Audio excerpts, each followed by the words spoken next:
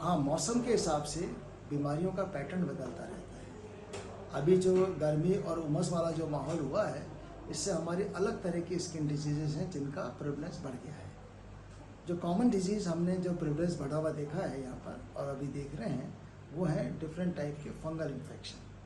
Fungal infection यानी फफूंदी के दांत।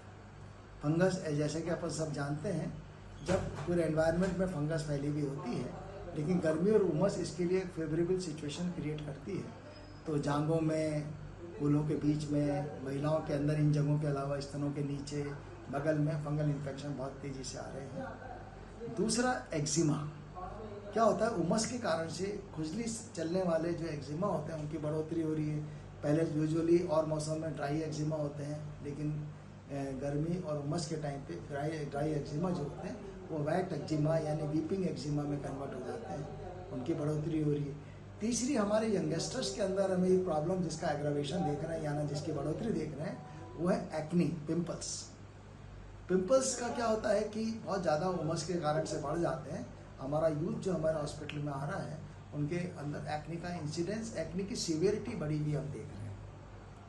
बाकी जो हमारे और दूसरी स्किन डिजीजेज होती हैं, जैसे डैंड्रफ है, बाल गिरना है, ये एकदम से थोड़ा सा ड्रेस्टिकली रिड्यूस होते हैं, क्योंकि वो प्रॉब्लम दूसरे सीजन में ज़्यादा प्रिवेल करते हैं। सर, किस तरह इनकी पहचान करें? जैसे आपने फंगस वगैरह बताया, और चीज़ें बताई, और क्या इलाज का क्या कुछ रहता है?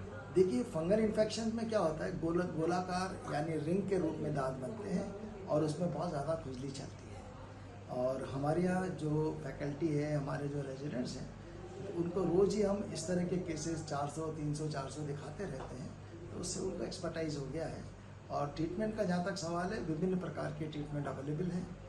प्रेजेंटली हमारे इंडियन सेटअप में फंगस की दवाइयों का रेजिस्टेंस आया हुआ है। फंगस की दवाइयाँ बहुत मुश्किल से और बहुत धीमे धीमे काम कर रही हैं।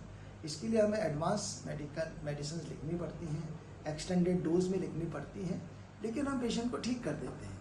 नो डाउट, जब मैं 1985 के आसपास जब एसएमएस के अंदर पीजी स्टूडेंट के रूप में आया था, जब हमारे पास हमारे प्रदेश के बहुत सारे हिस्से ऐसे थे जहाँ गर्मी बहुत पड़ती थी, इलेक्ट्रिसिटी बहुत इजीली अवेलेबल नहीं थी, तो फंगल इन्फेक्शन बहुत ज़्यादा आते थे। लेकिन उस समय फंगल स्ट्रेन इतनी माइल्ड थी कि हमारे 15 से 20 दिन के ऑर्डिनरी मेडिकेशन से पेशेंट ठीक हो जाते थे।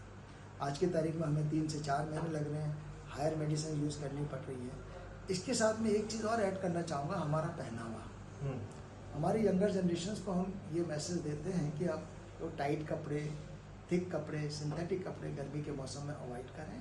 खासतौर पे यंगस्टर्स में, बॉयज़ को जीन्स, गर्ल्स में जीन्स एंड लेगिंग्स, इन दोनों चीज़ों के लिए हम उनको इनकरेज करते हैं कि नहीं पहने। उसकी जगह अपने पुराने ट्रेडिशनल कपड़े पहने, लूज़ कपड़े पहने, कॉटन कपड़े पहने, तो फंगल इन्फेक्शन इंसिडेंस बढ़ जाएगा। साथ में acne hot and humid climate में बढ़ता तो है, लेकिन हम एक्नी के पेशेंट को अगर डाइट का कुछ आइडिया दे दें, हाई कैलोरी फूड्स यानी ऑयली एंड स्वीट्स का इंटेक कम रखें, तो कम से कम डाइट के कारण से जो एक्नी का एग्रावेशन है उसको हम रिड्यूस कर सकते हैं।